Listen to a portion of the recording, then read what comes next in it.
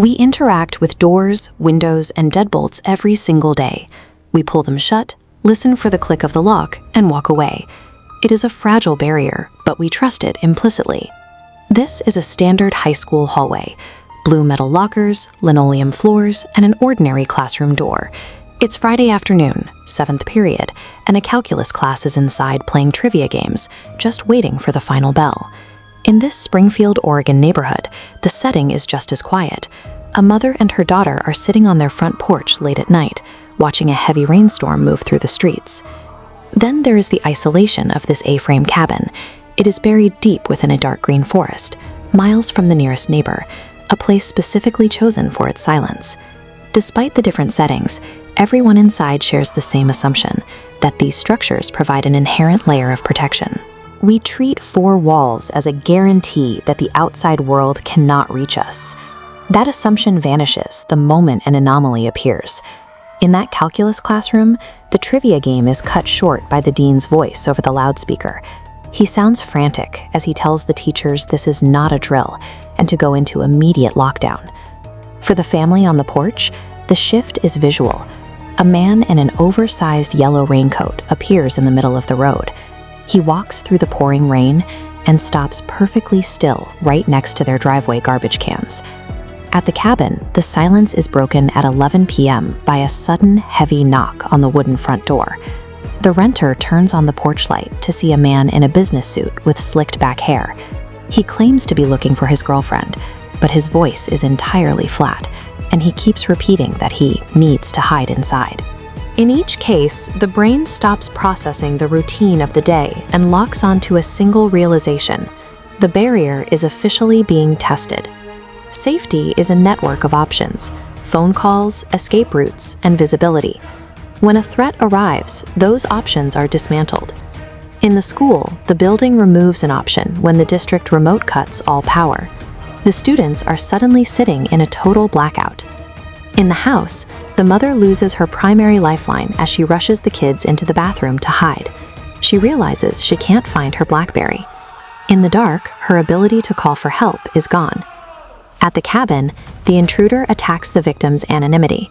From the other side of the glass, he calmly says, "Come on, Victor, just open the door already." He knows the victim's name, and the sense of being a stranger in the woods disappears. Trapped terror starts with this stripping away of lifelines, narrowing the world until nothing remains but the door itself. Once the options for escape or communication are gone, the pressure shifts from psychological to physical.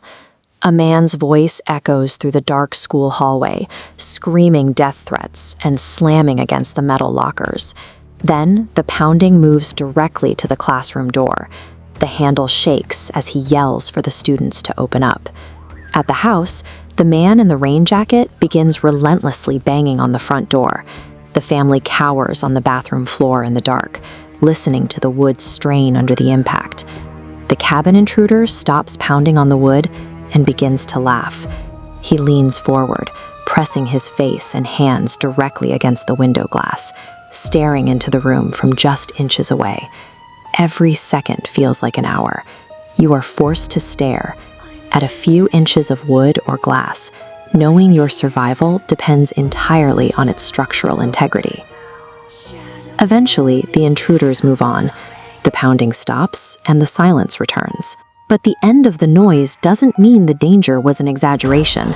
The physical evidence at the school confirmed the risk.